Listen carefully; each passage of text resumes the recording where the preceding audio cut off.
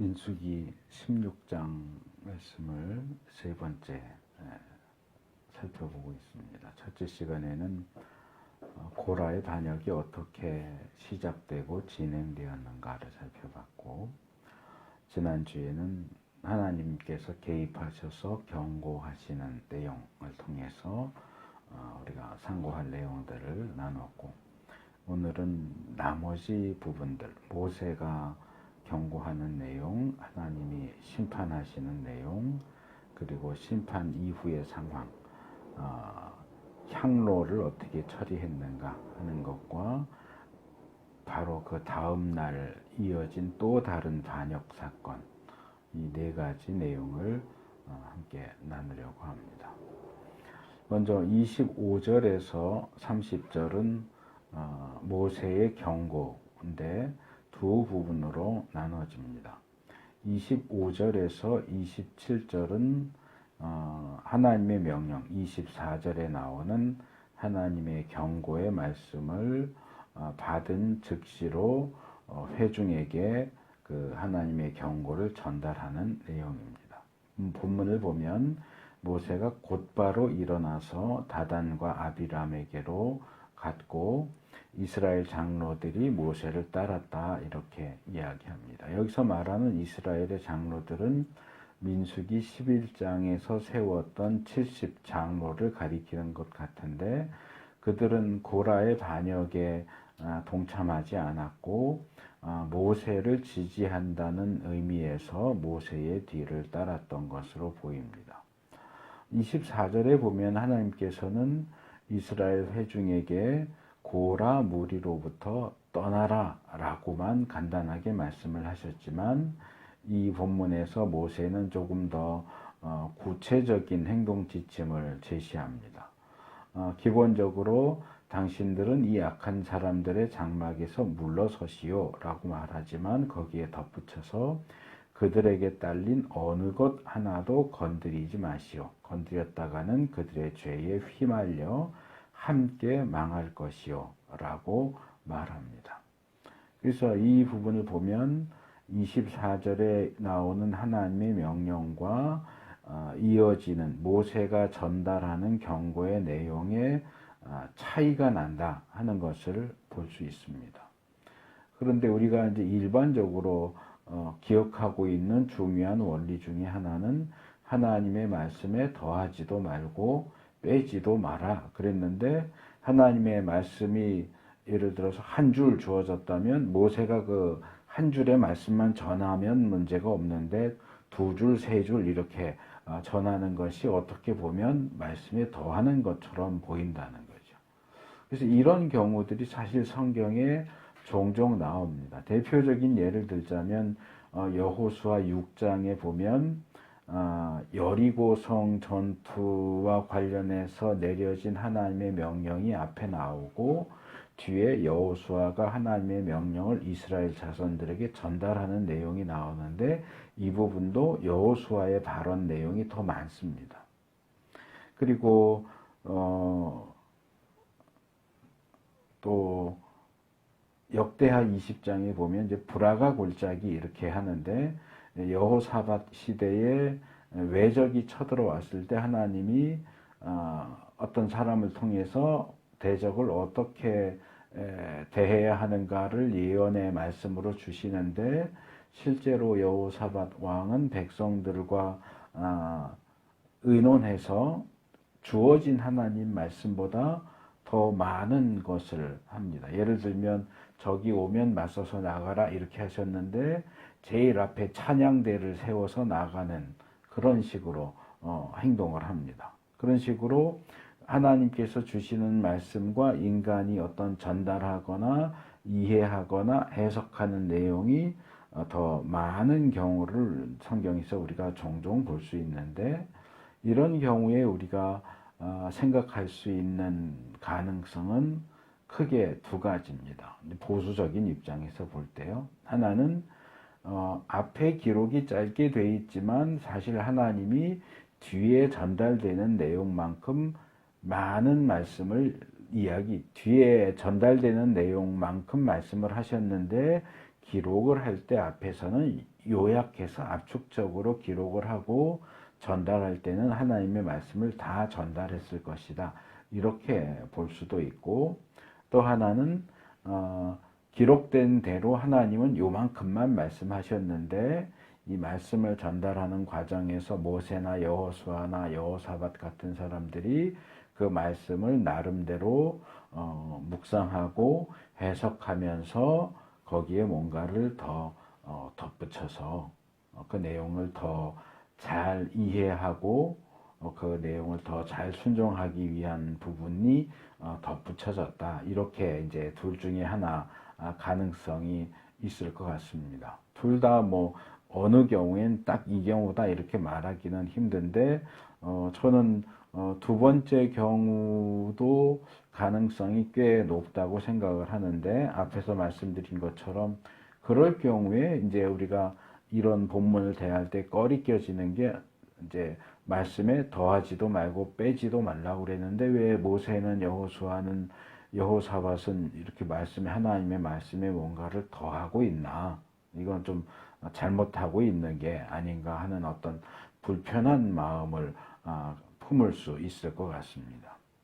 그런데 성경 전체에 나오는, 제가 계속 요즘에 한 본문에 대한 해석은 성경 전체 또 교리적인 가르침과 조화가 되게 읽고 해석해야 된다라는 내용을 여러 차례 말씀을 드리는데, 성경 전체적인 내용에 비추어서 이 문제를 생각해 보면 하나님의 뜻을 훼손시키기 위해서 거기에서 뭔가를 빼거나 거기에 뭔가를 덧붙이는 행동은 엄격하게 금지됩니다.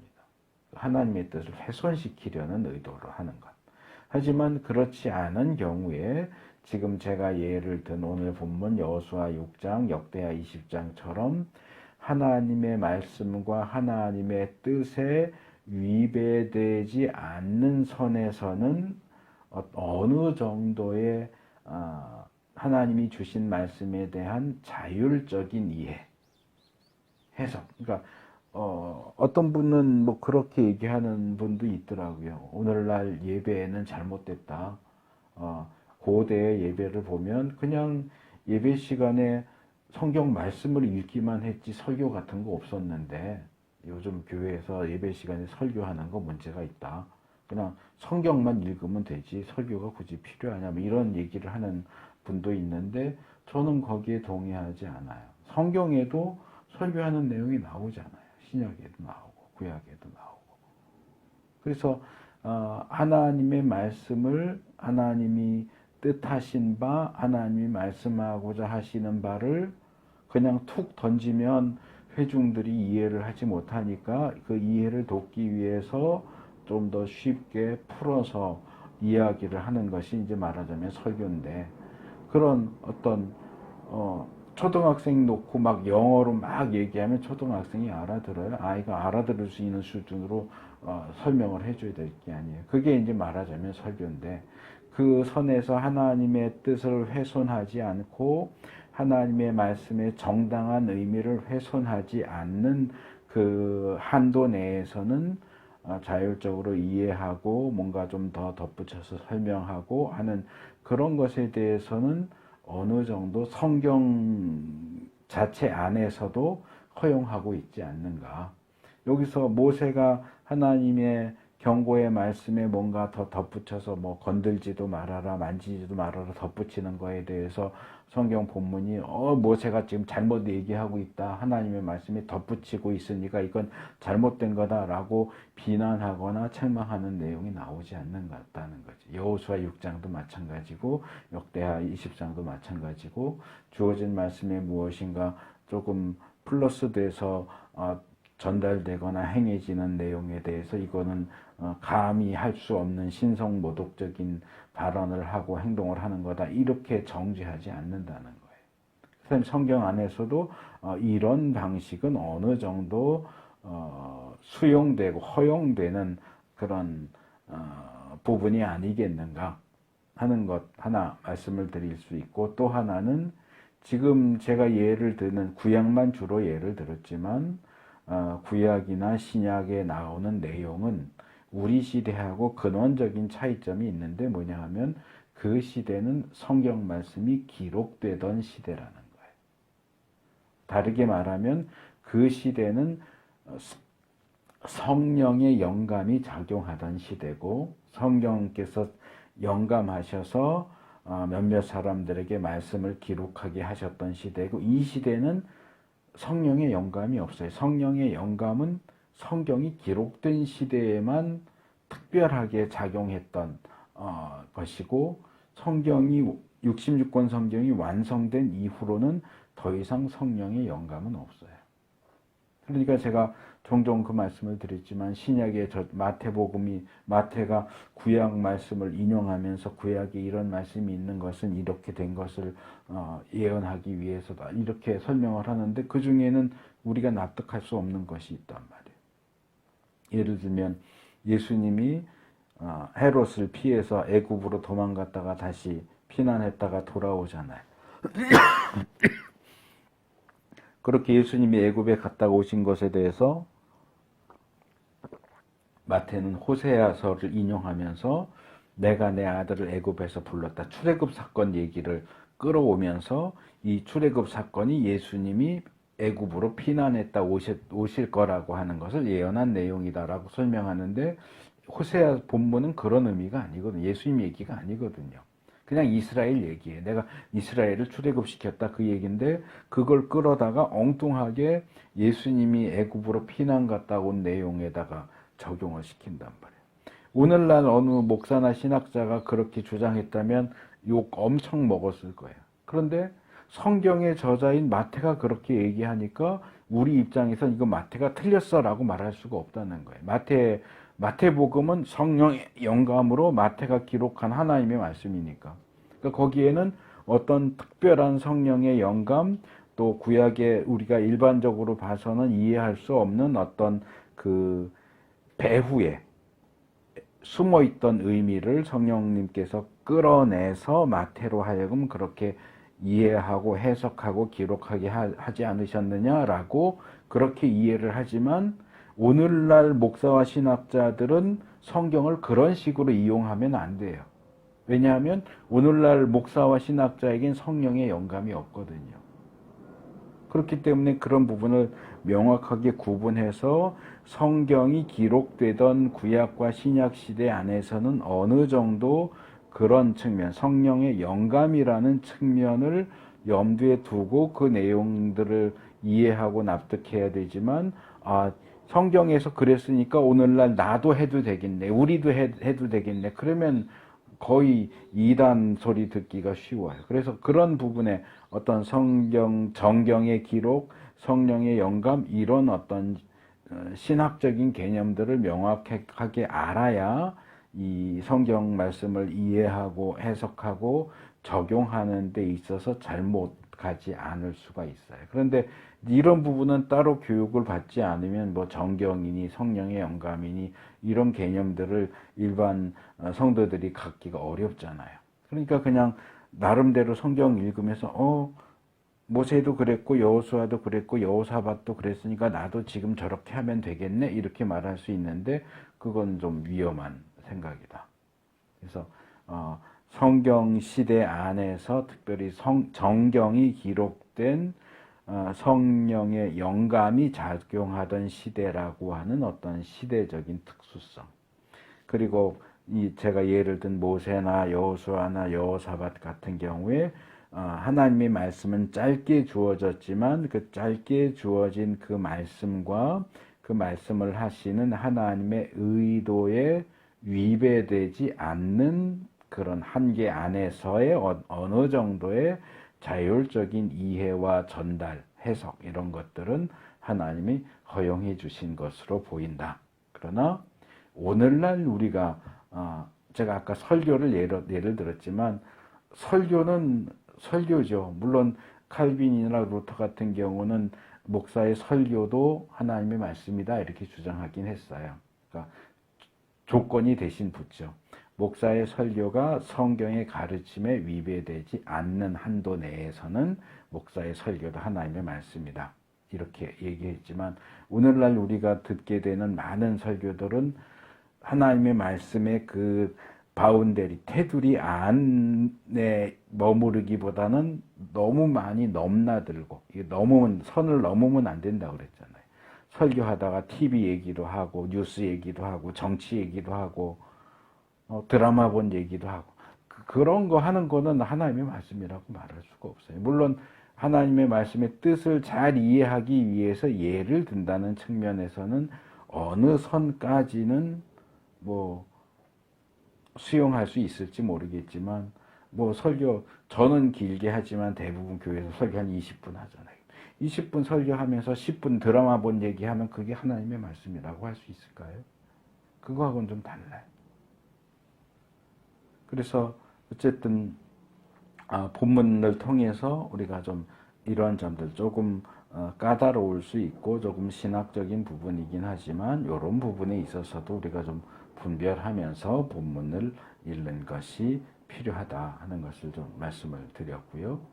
그래서 이렇게 모세가 하나님의 말씀을, 경고의 말씀을 전달하니까 지금까지는 어떤 방관자적인 입장, 구경꾼의 입장에 있었던 이스라엘 회중이 의외로 이 모세의 경고를 순순히 받아들입니다. 아마도 바로 앞에서 하나님께서 직접 나타나셔서 모세와 대화하시고 모세에게 경고의 말씀을 주시는 것을 옆에서 다 듣고 봤기 때문에, 그러니까 모세가 다시 전달은 하지만 이미 그들은 하나님이 말씀하시는 것을 다 보고 들었잖아요. 하나님이 지금 임재해 계시고,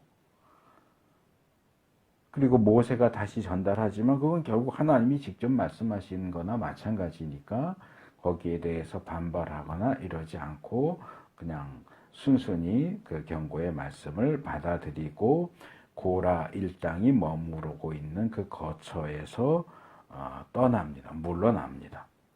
그런데 정작 반역을 일으킨 고라 일당은 그렇게 하지 않아요. 그들은 아무 일도 없었다는 듯이, 어떤 경고의 말씀도 들은 적이 없다는 듯이 자기 가족들을 대동하고 각각 자기 장막, 천막 입구에 나와 섭니다. 아마도 지난주에도 말씀드린 것처럼 자기들과 모세, 아론과의 이 대결, 자기들이 일으킨 이 대결은 정당하고 이 대결을 끝까지 끌어나갈 경우에 우리가 이길 거다라는 확신을 가졌겠죠. 그리고 지금 모세가 전달하는 그 경고의 말씀은 이 대결에서 이기기 위해서 한번 세게 말하는 거야. 이 정도로 아마 하나님이 나타나서 직접 말씀하셨다는 사실도 애써 무시하면서 이거는 모세가 뻥카 치는 거야. 아마 이렇게 생각을 했을 것 같아요. 근데 이렇게 이들이 자신만만하게 하나님으로부터 주어진 심판 경고에 맞서지만 이들이 이렇게 잘못된 판단을 했기 때문에 그들의 온 가족이 몰살하게 될 위험에 처하게 됩니다. 그래서 여기 가장이나 부모의 판단과 역할이 가족들에게 얼마나 심각한 영향을 미치는가 하는 것도 생각을 해볼 수 있어요. 그래서 이들의 가족들이 이 가장, 반역을 일으킨 가장들의 그 판단과 결정에 대해서 지지했는지 그렇지 않았는지는 우리로서는 알 수가 없어요. 본문이 그것을 우리에게 알려주지 않기 때문에. 그런데 제가 이 부분을 묵상하면서 생각을 한 것은 이 고대의 오늘날 지금까지도 남아있는 가부장제도. 고대는 올라갈수록 더 그렇거든요. 아주 강력한 가부장제도에. 그 대표적인 예 가운데 하나가 뭐냐면 아브라함이 아들인 이삭을 번제물로 바치려고 했다는 거예요. 근데 그 당시에 고고학적인 내용을 보면 아버지가 아들을 죽여서 제물로 바쳐도 살인죄가 적용이 안 돼요. 왜냐하면 아들은 아버지의 소유거든요. 그러니까 부모가 자식을 죽인다고 해도 그것을 살인으로 여기지 않을 정도로 이 가부장의 어떤 권한, 이 부분은 엄청나게 강력해요. 지금도 가부장적인 사고 어쩌고 저쩌고 말하지만 지금 우리가 보는 가부장하고는 전혀 비교할 수 없을 정도로 엄청난 이 가부장적인 그런 틀 속에 있었다는 거죠. 그렇다면 그 아래서 자식이 부모의 말에 불순종하는 건 있을 수가 없는 일이에요. 불순종하면 때려 죽여도 할 말이 없어요. 그런 상황에서 가장이 모세를 반대하기로 했다. 근데 뭐 자식이 아들이 딸이 아내가 여보 그러지 말아요. 아빠 그러지 마세요 하고 거기에 반대한다. 이건 있을 수 없는 일이에요. 그러니까 속으로는 반대하는 마음을 가졌을지 모르겠지만 겉으로는 반대를 표현할 수가 없어요. 그리고 아마 이제 여기에는 이런 내용들이 자세히 나오지 않지만 이제 뒤로 가면 결국 심판에 의해서 고라 가족과 또 가진 모든 재산과 딸려 있는 아마 종이나 노예 같은 사람들까지 다 몰살을 한다고요. 하는 걸로 나와요. 그런데 우리가 시편에 가보면 고라 자손의 시 이렇게 나온다고요. 그럼 고라 집안이 다 망했는데 시편에 나오는 고라 자손의 시는 누가 썼을까요? 고라 자손이 썼죠. 근데 그래서 신학자들 가운데는 시편에 나오는 고라 자손은 이 민수기에 나오는 고라하고는 상관이 없다. 이름만 똑같은 동명이인이다. 이렇게 보지만 우리 보수적인 학자들은 대부분 그 고라 자손은 이 고라의 자손이 맞다라고 얘기해요. 왜 그러냐 하면 아마 고라의 가족들 가운데 아버지의 그 결정에 반대하고 지금 이 경고가 주어졌을 때 피신한 사람이 있었을 것이다. 피신한 사람이 있었을 것이고 신명기에 있는 것처럼 부모의 죄로 자식을 죽일 수 없고 자식의 죄로 부모를 죽일 수 없다. 그게 역사서에도 한번 그 내용이 나오거든요. 어느 왕이 그렇게 반역을 일으켰는데 자식들은 안 죽였다. 왜냐하면 신명기 이렇게 돼 있기 때문에. 그래서 칭찬하는 내용이 나오거든요. 그래서 반역을 일으킨 고라와 그와 함께 그 자리에 있었던 가족들은 죽었지만 고라의 자손 중에 그 반역에 찬성하지 않고 따로 떨어져 나왔던 사람들은 살아남았고 처벌받지 않았고 이들 레위 자손이니까 이 시편에 시 썼다고 하는 고라 자손은 레위 자손이에요. 그러면 이제 고라의 직계 자손일 가능성이 굉장히 높아지는 거죠. 그래서 다시금 성전에서 섬기게 됐고 찬양하는 일을 하게 됐고 그들이 만든 시가 우리에게까지 내려왔다 이렇게 보는 거죠. 그래서 이런 부분들을 다른 내용하고 엮어보면 몇 번 그 말씀 드렸던 것 같은데 이 가물 흐르는 저주와 관련해서 하나님의 복이 천대까지 내려가고 저주가 3, 4대까지 내려간다. 이 부분하고 노아 방주 사건을 보면 하나님이 의롭게 보신 사람은 노아인데 노아 한 사람 때문에 그의 가족이 다 구원을 받잖아요. 그리고 사도행전에 나오는 빌립보 간수에게 바울이 한데 주 예수를 믿으라 그러면 너와 내 집이 구원을 얻으라. 이런 내용들을 보면 가족 가운데 누군가 한 사람이 가장이 잘 믿으면 가족도 덩달아서 함께 구원을 받는 것 같은 그런 모습을 보여준다는 거죠. 그러니까 지금 고라 가족하고는 정반대 입장이에요. 가장이 잘하니까 노아의 경우는 가족이 구원받는 것처럼 보이고 고라의 경우는 가장이 잘못하니까 고라의 가족도 같이 멸망하는 걸로 나오고. 근데 지금 제가 고라 가족의 멸망과 가부장 제도와의 관계를 설명을 했잖아요. 그래서 구약에 나오는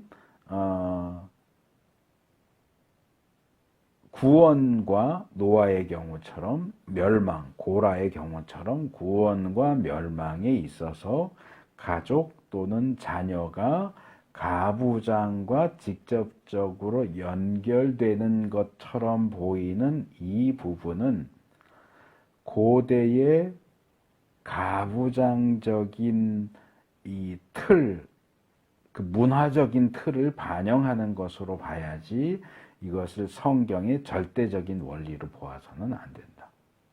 구원도 멸망도 자기가 믿어서 구원받고 자기가 안 믿어서 구원 못 받는 것이, 나는 안 믿는데 가족 중 누가 잘 믿어서 덤으로 구원받는다.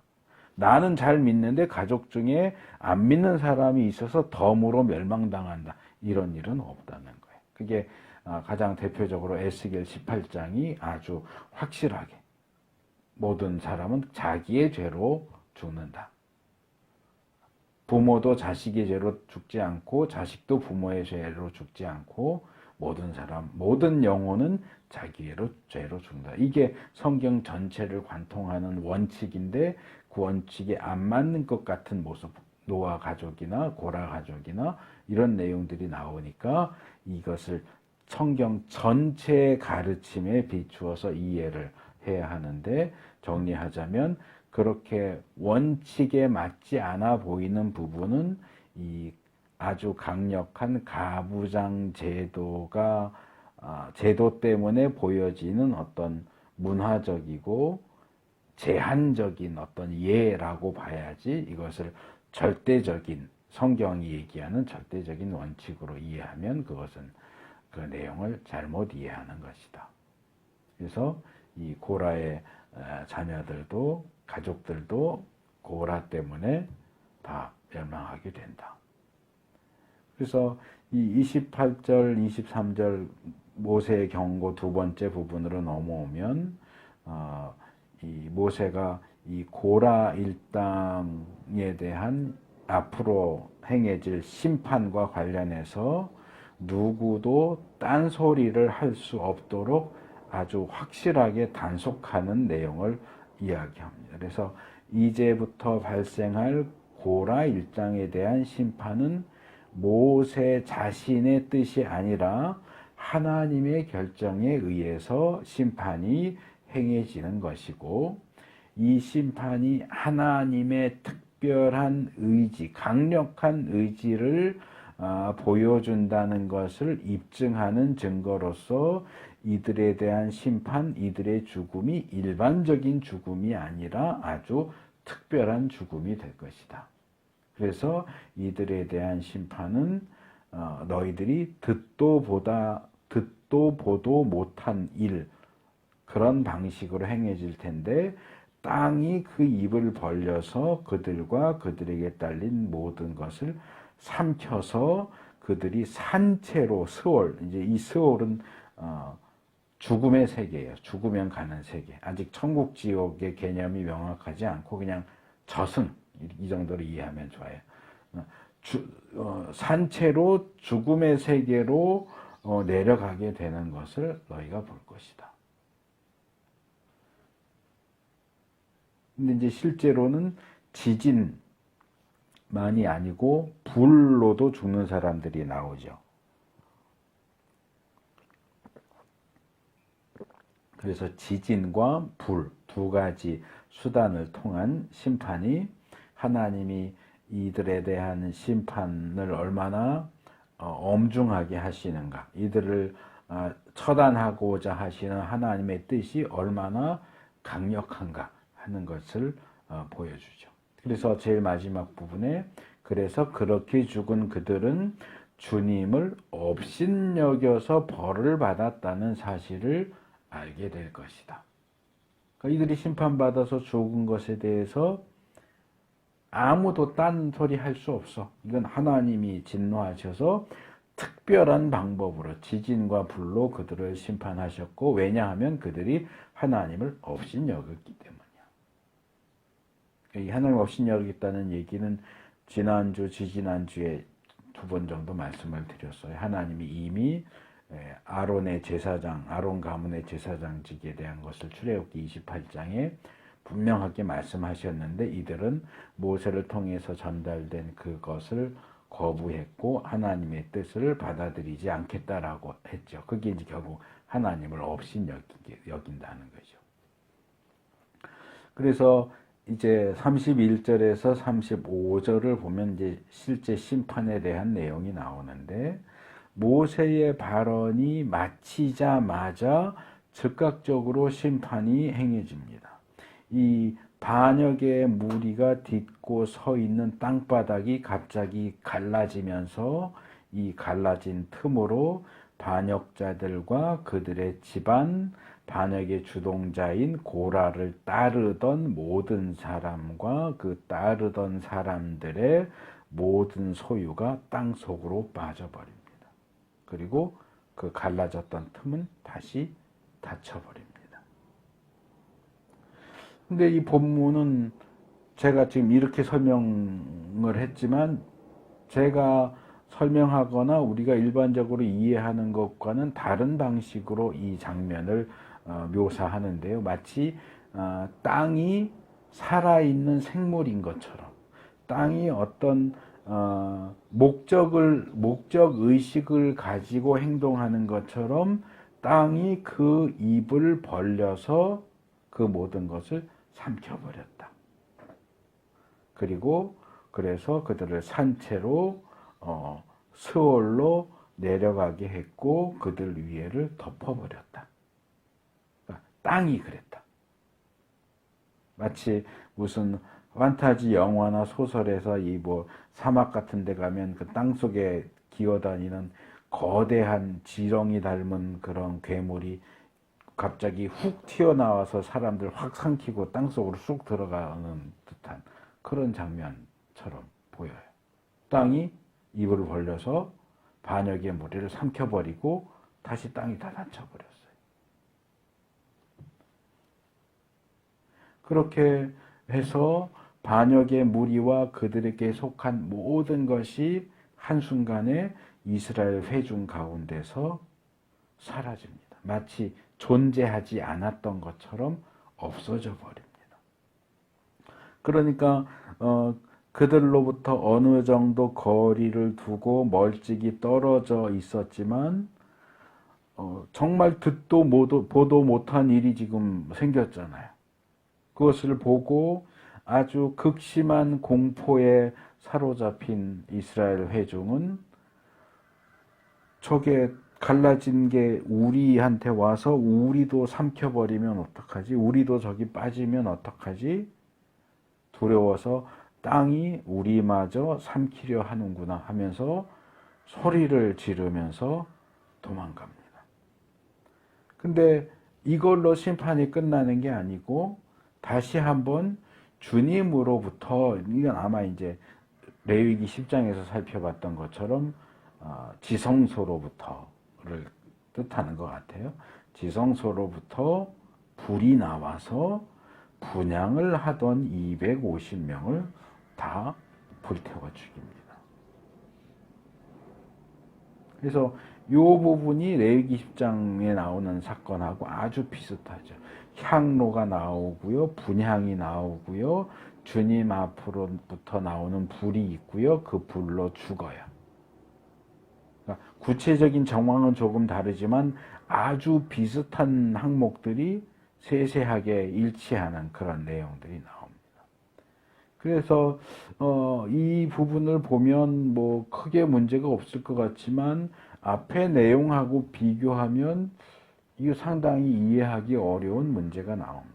뭐냐면 이 분향하던 250명이 불에 죽었다 라고 하는 내용을 쉽게 받아들이기가 어려워요. 왜냐하면 앞에 32절과 33절에 보면 지진으로 심판받은 사람들을 어떻게 묘사하냐면 상당히 장황하게 그들과 그들의 집안과 고라를 따르던 모든 사람과 그들의 모든 소유, 그들과 합세한 모든 사람, 계속 이렇게 하는 거 보면 고라와 고라를 따르던 250명 모두 지진으로 죽은 것처럼 보이는데 여기 오면 250명이 여전히 살아있어요.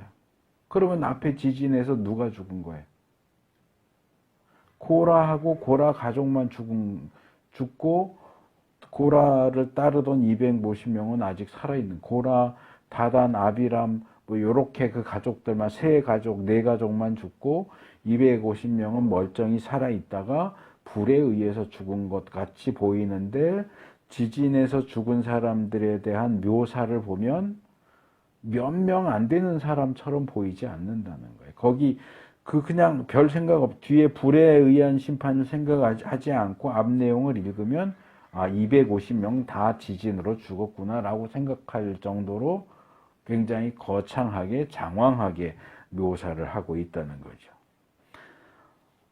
그래서 이제 어떤 사람들은 이제 구분을 해요. 그래서 지진 심판은 고라, 다단, 아비람 요 묶음 소규모의 사람들이 죽은 거고 불심판으로는 250명이 죽었다 이렇게 설명을 하는데 지금 지적한 것처럼 그 설명은 32절, 33절에 나오는 지진으로 죽은 사람들에 대한 묘사를 정말 아주 많이 축소해야만 고라, 다단, 아비람 가족 요 정도로 축소가 될 것 같아요. 근데 그 설명을 무시할 수 없는 이유가 있는데 이제 이어지는 내용을 보면 향로에 대한 내용이 나온단 말이에요. 그래서 이 지진과 불을 동시다발적으로 일어난 사건으로 만약에 이해를 한다면 지진이 일어나서 250명이 거기 빠지고 이 땅속 지진이 일어나서 갈라진 틈에 불 타고 있는 불에 타 죽었다.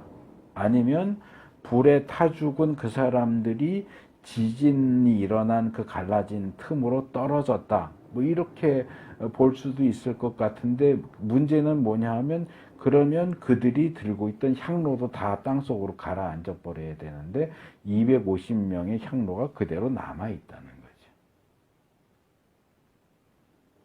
그러니까 향로는 지진의 영향을 안 받은 거예요. 그러니까 지진으로 심판받은 사람들이 있고 불로 심판받은 250명이 사용하던 향로는 사람은 다 죽었는데 타서 죽었는데 향로는 남아 있어서 그 향로를 어떻게 해라 하는 내용이 뒤에 나온다는 거죠. 그래서 지진 심판과 불심판이 어떻게 연결되느냐? 지진 심판으로 죽은 사람은 누구고 불심판으로 죽은 사람은 누구냐? 이 문제는 사실 본문만 가지고는 답을 찾기가 어려워요. 이건 수수께끼 같은 문제라서 요거는 일단 밀쳐놔야 될 것 같고요. 다만 250명이 불에 죽었다. 분향을 하던 250명이 불에 죽었다라고 하는 추가적인 설명은 이제 뒤따라 나오는 향로에 우리의 관심을 끌게 해요. 분향하던 사람들이 불에 죽었고 사람은 죽고 분향하던 향로는 남았다. 그 향로를 어떻게 할 것이냐? 거기에 이제 우리의 관심을 이끌기 위한 어떤 장치인 걸로 보여요. 그래서 이 36절에서 40절로 넘어가면 이제 향로 처리에 대한 내용인데 하나님께서 모세를 통해서 대제사장인 엘르아살, 그러니까 아론의 셋째 아들이죠. 첫째, 둘째는 레위기 10장에서 죽어서 둘만 남았는데 이제 둘 중에 손위인 엘르아살 대제사장으로 하여금 불탄 자리, 사람들이 타 죽은 그 자리에 남아있는 향로들을 모으게 해라. 그리고 분향하느라고 이 향로 안에 넣어놨던 불, 이거 수치라고 그랬죠. 그 불은 다른 곳에 이렇게 모아서 쏟고 향로만 따로 필요하니까 쏟고 그 향로를 모으게 해라. 여기서 하나님께서 특별히 제사장인 엘르아사를 따로 지목하시는 이유는 그 향로를 아무나 만지면 안 되기 때문에 그래요. 왜 그 향로를 아무나 만지면 안 돼요? 조금 전만 해도 250명 레위인이 아닌 사람들도 다 각자 자기 향로 들고 와서 분향했잖아요. 그러면 그냥 사람들 250개나 되니까 사람들 아무나 시켜서 그 향로 좀 모아라. 그리고 이제 뒤처리는 엘르아살이 해도 되지만 그걸 일일이 엘르아살 한 사람이 250개를 이렇게 주스러 다닐 필요 없잖아요. 그런데 그걸 굳이 엘르아살만 해야 돼. 왜냐하면 그 향로는 아무나 만질 수 없어. 아무나 만질 수 없는 이유는 비록 그 향로를 사용하던 이들은 죄를 지어서 죽었지만 그 향로만큼은 하나님께 분향하는 데 사용되었기 때문에 그 향로는 거룩한 것이 되었다. 거룩하게 구별되었다 하는 거예요. 근데 본문을 자세하게 보시면 그들이 향을 주 앞에 드렸다 이렇게 하지 않고 향로를 드렸다 이렇게 되어 있어요. 향로에 향을 담아서 하나님께 드렸다라고 하면 향을 드린 겁니까? 향로를 드린 겁니까? 우리가 이미 살펴봤던 민수기 7장에 보면 성막 봉헌식 때 하나님 앞에 12지파가 드린 예물 목록이 나오는데 그 가운데는 향을 담은 금잔을 각 지파별로 하나씩 드렸다고 그래요. 그거는 향을 태워서 드린 게 아니고 향을 금잔에 담아서 예물로 드린 거예요. 그러니까 향도 드리고 금잔도 드렸어요. 그러니까 향로에 향을 담아서 그냥 드렸다라고 하면 향로를 드렸다라고 말할 수 있지만 지금 여기는 분향을 했잖아요. 그럼 향로에 불을 담고 향을 담아서 분향을 했으면 그건 향로를 드린 게 아니고 향을 드린 거예요. 분향을 했다 그러면 성소에도 향단이 있고 향단 위에 분향할 수 있는 향로가 있었을 거라고 했잖아요. 그러면 제사장이 매일 들어가서 분향하면 하나님 앞에 향을 드리는 겁니까? 향로를 드리는 겁니까? 향단을 드리는 겁니까? 향을 드리는 거예요. 그런데 본문은 향을 드렸다라고 말하지 않고 향로를 드렸다라고 얘기해요. 이 표현이 우리에게 교훈하는 게 뭘까요? 바울이 고린도후서 8장에 보면 이 고린도 교인들에게 연보에 대해서 교훈하는 가운데 바울이 이 선교 여행을 하는 중에 예루살렘에 흉년이 들었어요. 예루살렘 교회가 아주 어려운 상황이 됐어요. 그랬더니 고린도 교인들이 먼저 우리 예루살렘 교회와 교인들을 돕기 위한 말하자면 수제의원금 모아서 보냅시다. 그래서 이제 연보 그러는 거거든요. 수제의원금 모읍시다라고 말을 꺼내놓고 그래서 바울은 자기가 개척한 교회들 다 그 얘기를 해서 예루살렘 교회를 돕기 위한 헌금을 모으고 있는데 정작 말을 꺼낸 고린도 교인들은 헌금을 안 하고 있어. 그러니까 그 부분에 대해서 지적을 하면서 고린도후서 8장에서 야 너희들 그러면 안 되지. 저기 마게도냐 교인들 좀 봐라. 그러면서 마게도냐 교인들의 그 연보에 대해서 칭찬을 합니다. 그들은 너희보다 훨씬 어려운 상황인데도 연보 잘 하고 있는데 왜 너희들은 잘 살면서 너희들이 먼저 꺼낸 얘기면서도 왜 연보를 안 하고 있냐? 그러면서 고린도후서 8장 5절에 이렇게 얘기해요. 그들은 마게도냐 교인들은 우리가 기대한 이상으로 하나님의 뜻을 따라서 먼저 자신들을 주님께 바치고 우리에게 바쳤습니다. 먼저 자신들을 바치고 그 다음에 연보를 바쳤다. 마게도냐 교인들이 정말 모범적인 헌금을 했다라고 얘기를 해요. 이 말씀을 통해서 우리가 생각할 수 있는 건 이거예요. 우리가 하나님께 연보, 헌금, 조금 한문 표현을 하면 헌상 뭐 이렇게 올려드린다, 헌상 이렇게 쓰는 분들도 있는데 연보나 헌금이나 헌상을 한다고 할 때 그것은 단지 돈을 드리는 것에 국한되지 않는다는 거예요.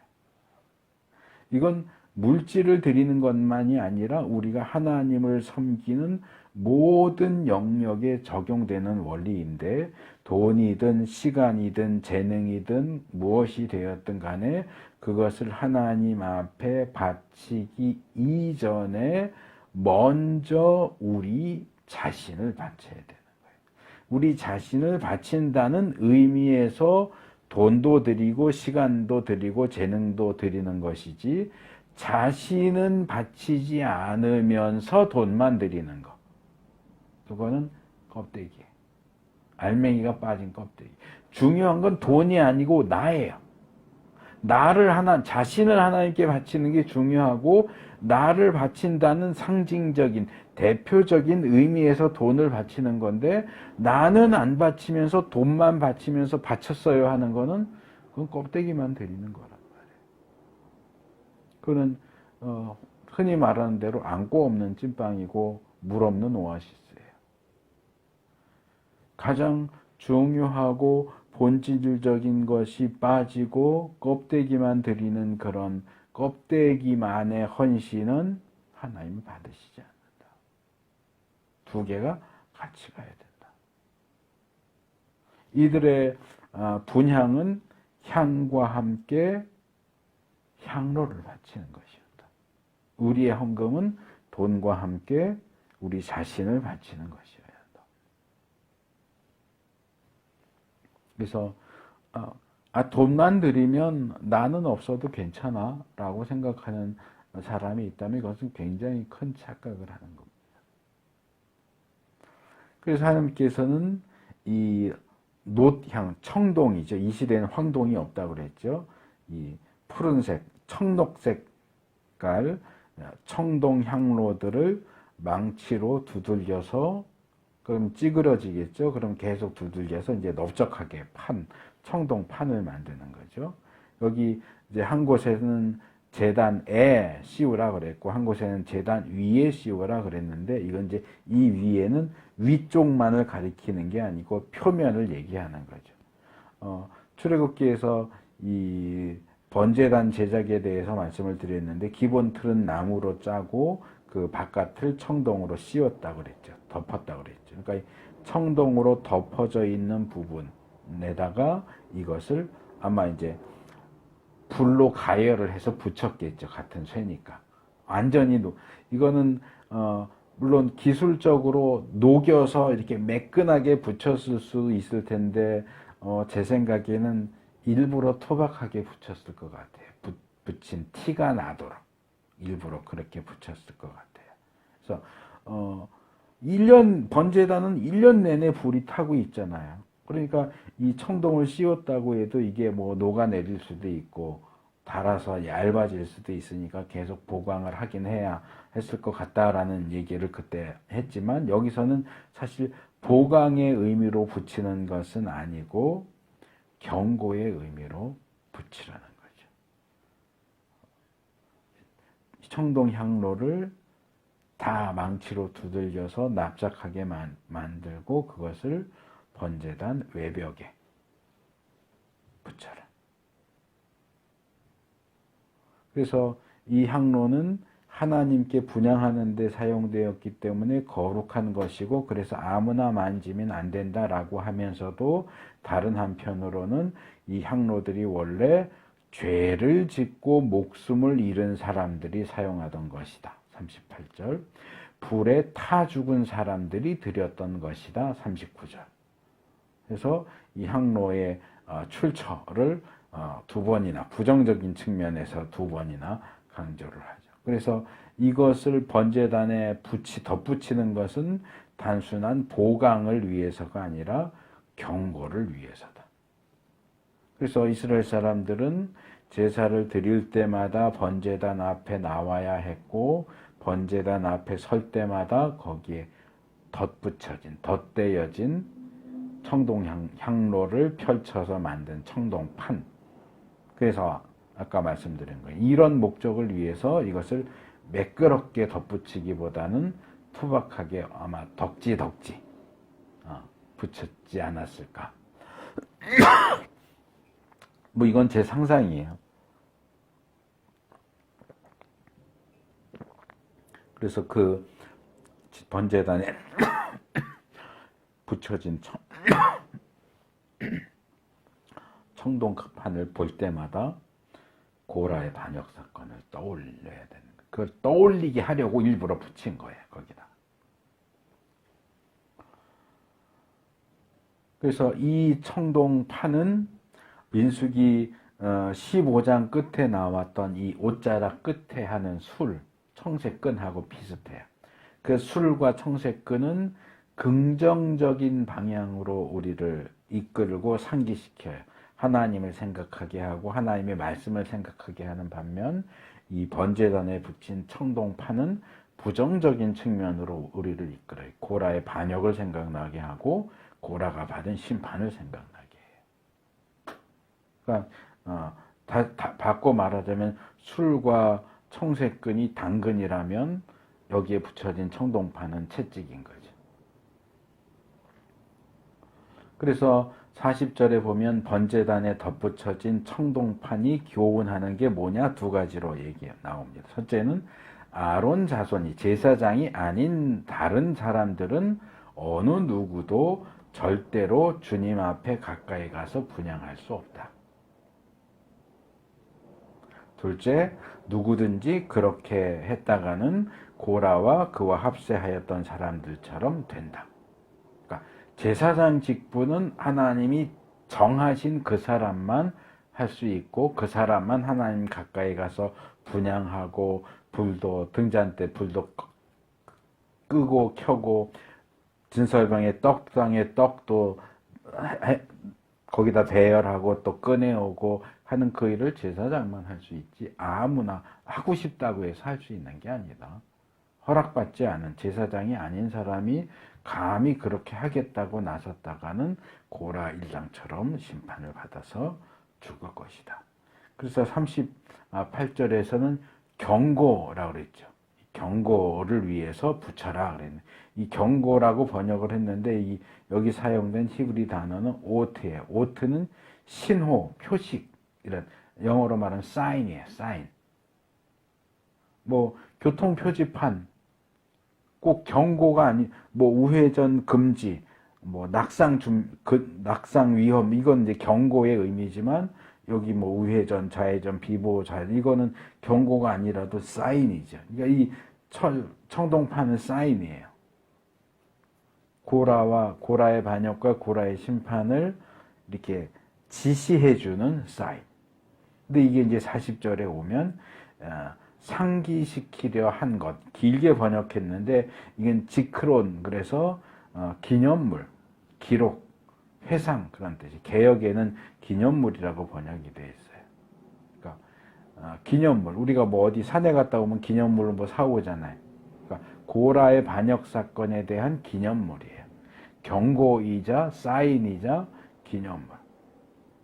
그래서 이 두 가지 그래서 오늘 설교 제목이 경고와 상기예요. 경고와 상기. 이 경고와 상기는 성경이 일관되게 교훈하는 기억에 대한 교훈하고 맞물립니다. 성경은 계속해서 하나님의 백성들에게 기억해라, 기억해라. 출애굽을 기억해라, 유월절을 기억해라, 십자가를 기억해라. 기억하라고 그래요. 우리의 신앙은 기억이에요. 과거를 기억하면서 현재를 바라보고 미래를 내다보는 거예요. 그 출발점은 어디 있느냐? 과거의 사건. 과거에 하나님이 행하셨던 사건, 과거에 하나님이 베푸셨던 구원, 과거에 하나님이 행하신 심판. 그래서 하나님의 백성은 다른 말로 하면 기억하는 사람들이에요. 늘 하나님의 그 경고를 기억하고 상기하고 회상하고 그 내용이 긍정적인 내용이든 부정적인 내용이든 우리가 하나님 나라 백성으로서 하나님 나라 백성답게 살아갈 수 있도록 우리를 교훈하고 책망하며 바르게 하고 의로 교육하는 디모데후서 3장 16절에 하나님의 그 말씀과 교훈을 기억하면서 마땅히 걸어야 하는 그 길을 벗어나거나 비틀거리지 않고 올바르게 걸어야 합니다. 마지막 네 번째로 41절에서 50절. 여기까지 이제 그 청동판을 번제단에 붙였다. 그러면 이제 이 고라 반역 사건이 일단 일단락됐다라고 볼 수 있는데 뒤에 부록처럼 붙어요. 지난주에도 말씀드렸지만 민수기 14장 가데스 바네아 사건도 쭉 이야기하다가 안 돼, 죽어, 뭐 너희들 들어가지 마, 광야로 가 이러면서 끝나는 것 같은데 우리 들어갈게요. 그러고 억지로 가나안 땅에 들어갔다가 쫓겨나는 호르마 사건이 끝에 부록처럼 붙어 있잖아요. 여기 16장도 마찬가지예요. 고라 사건이 끝난 것 같은데 그 이튿날 또 일어나는 또 다른 반역 사건이 부록처럼 나옵니다. 정말 놀랍게도 바로 다음 날, 이튿날 이스라엘 회중은 겁도 없이 바로 전날 하나님께서 모세와 특별히 아론을 제사장으로 선택하셨다는 사실을 반역의 무리들을 무시무시한 심판, 지진과 불을 통한 심판을 통해서 강력하게 아론의 제사장권을 입증해 주셨는데도 불구하고, 그리고 아까 앞에서 말했지만 모세가 이 심판은 내가 뜻하는 게 아니고 하나님의 뜻이고 하나님의 강력한 의지를 보여주는 심판이고, 그래서 하나님이 아주 특별한 방식으로 지진으로 불로 그들을 심판하실 거고 그들이 하나님을 업신여겼기 때문에 심판을 받았다라는 사실을 모두 알게 될 거야 라고 경고했는데도 불구하고 바로 그 다음날 고라 일당이 죽었다는 것에 대해서 모세와 아론을 찾아와서 그들에게 항거하고 그들을 규탄합니다. 그 내용이 아주 짧지만 당신이 주님의 백성을 죽였소라는 거예요. 이 내용은 앞에 나온 두 가지 발언하고 연결이 되는데요. 먼저 조금 전에 말한 것처럼 모세가 28절에서 고라 일당에 대한 심판은 내가 원한 게 아니고 하나님이 원하셔서 하는 거야 라고 말했는데, 그 말을 들었는데도 불구하고 이들은 모세가 죽였다는 거예요. 모세하고 아론이. 당신들이 죽였다 그러죠. 그러니까 모세의 그 발언을 완전히, 그리고 어쩌면 의도적으로 무시하는 발언을 하고 있고요. 또 주님의 백성을 죽였다. 그런데 이 주님의 백성이라고 하는 발언은 3절에서 고라 일당이 모세와 아론에게 대항하면서 온 회중 각자가 다 거룩하고 주님의 회중, 이 얘기를 하는데 그 표현을 그대로 가지고 오는 거예요. 그러니까 결국 우리는 고라 편이다 그 얘기죠. 고라가 한 표현을 그대로 갖고 와서 당신들이 주님의 백성을 죽였어. 그러니까 결국 그건 뭐예요? 지금 반역을 일으키는 이 사람들도 고라 일당과 마찬가지로 하나님을 업신여기고 있는 거예요.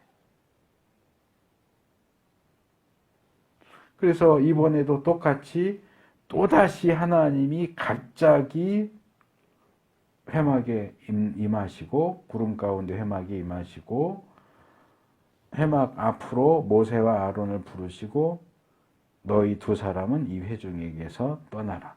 그들을 내가 순식간에 없애버리겠다. 네 번째의 진멸선언. 이스라엘 온 회중을 진멸하겠다는 금송아지 사건, 가데스 바네아 사건, 고라 반역, 그리고 이어지는 두 번째 반역. 네 번째 이스라엘을 진멸하겠다는 진멸선언을 하십니다. 그리고 모세와 아론은 역시 또다시 하나님 앞에 무릎을 꿇어요. 그런데 중재했다는 내용은 나오지 않아요. 그냥 무릎을 꿇었다 그러고 그 다음에 곧바로 모세가 아론에게 형님 빨리 가세요 하는 내용이 나와요. 중재를 했는데 기록을 안 했을 수도 있고, 어쩌면 이 사태가 너무 급박하게 흐르니까 46절 하반절하고 47절 보면 이미 심판이 시작됐어요. 그러니까 앞에서 고라 사건 때는 진멸할 거야, 그리고 무릎 꿇고 중재하고 하는 이런 어떤 시간적인 딜레이가 있었는데 지금은 시간적인 딜레이가 없어요. 진멸할 거야 그러자마자 전염병이 퍼졌어요. 그러니까 무릎 꿇고 보니까 여기저기서 그러고 죽어 넘어가는 소리가 들리니까 중재할 틈도 없이 형님 빨리 가세요. 중재할 겨를도 없이 형님께서는 향로에 제단 불을 담고 그 위에 향을 피워 빨리 회중에게로 가서 그들을 위하여 속죄의 예식을 베푸십시오 라고 지시하고 아론은 즉각적으로 향로를 가지고 회중에게로 달려갑니다.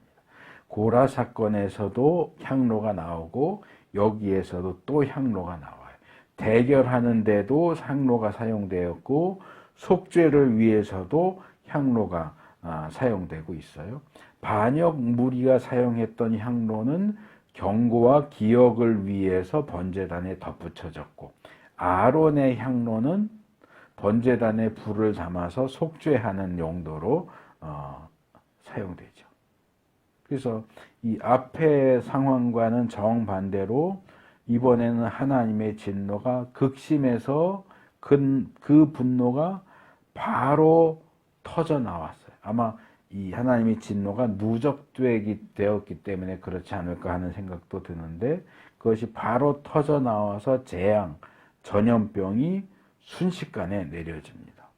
근데 하지만 모세와 아론은 변함없는 태도로 자기들을 대적하는 이들의 구명을 위해서 헌신적으로 그리고 신속하게 조처를 취하죠.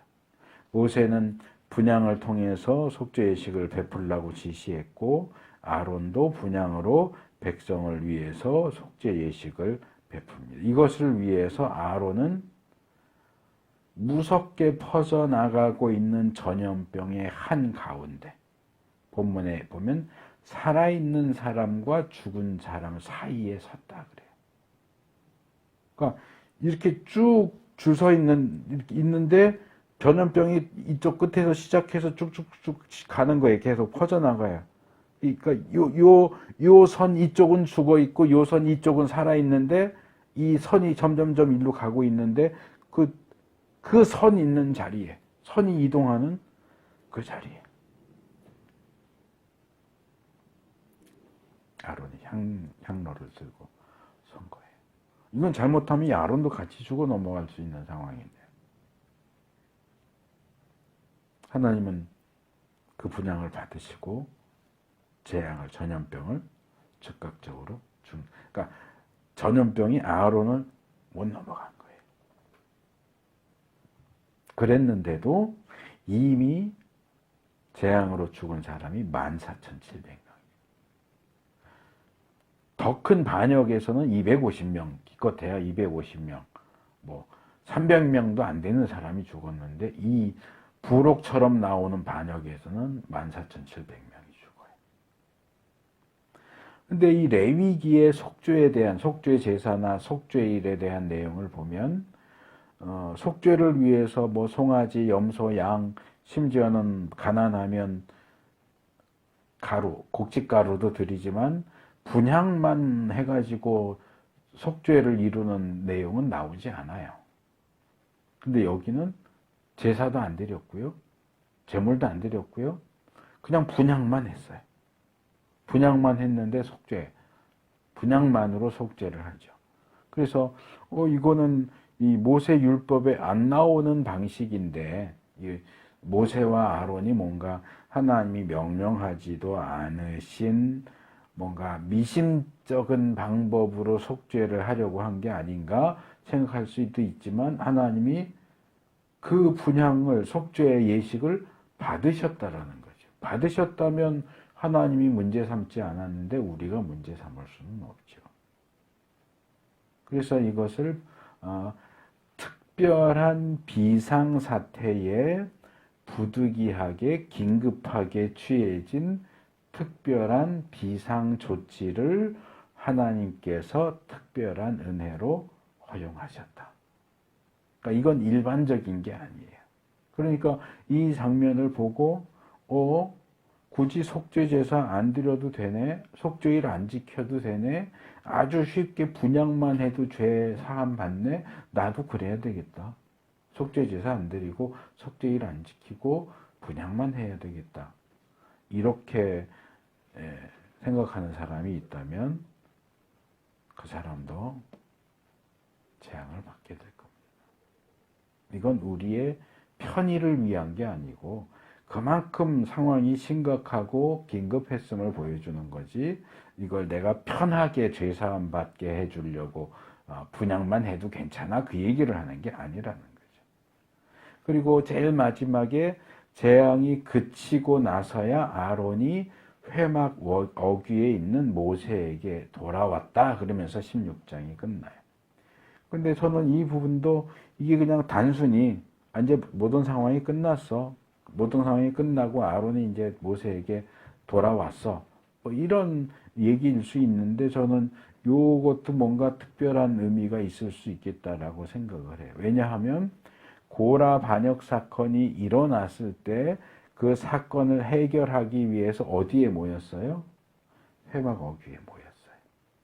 그리고 모든 사건이 끝난 다음에 아론과 모세는 이미 거기 있었지만 모세와 아론이 어디에 모여요?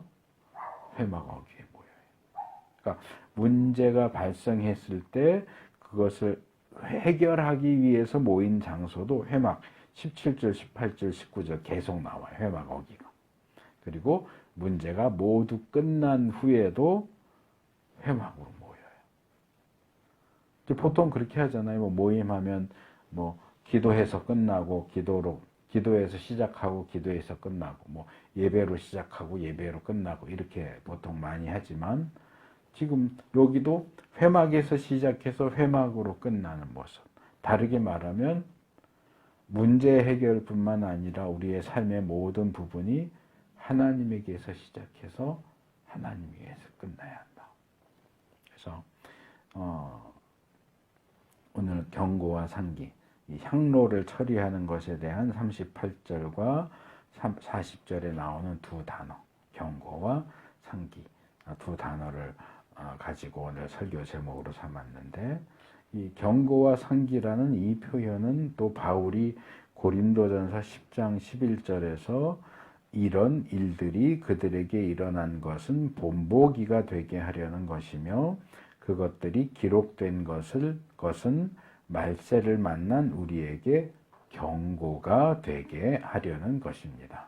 라고 했던 것을 떠올리게 합니다. 성경은 그것이 기록된 시대와 사람들에게 뿐만 아니라 모든 시대의 하나님의 백성들을 위한 본보기와 경고를 위해서 기록되었습니다.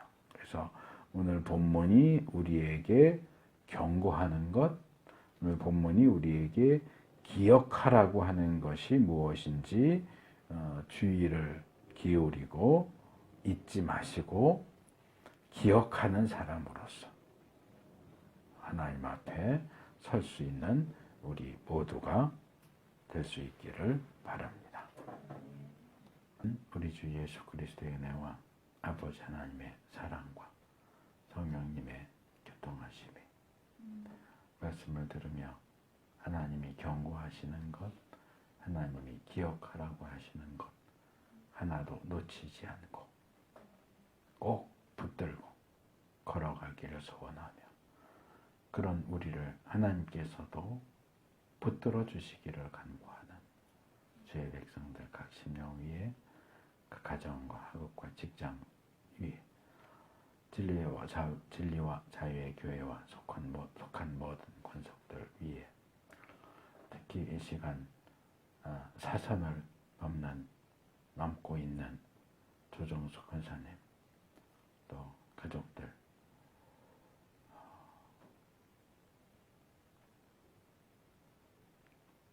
그 호흡의 마지막 순간까지 함께 하시고 붙들치길 구하며 이 라이브 예배에 함께하는 이들 또 유튜브 영상을 통해 말씀을 듣는 이들 위해 이제부터 영원까지 함께 있기를 축원하옵나이다. 아멘.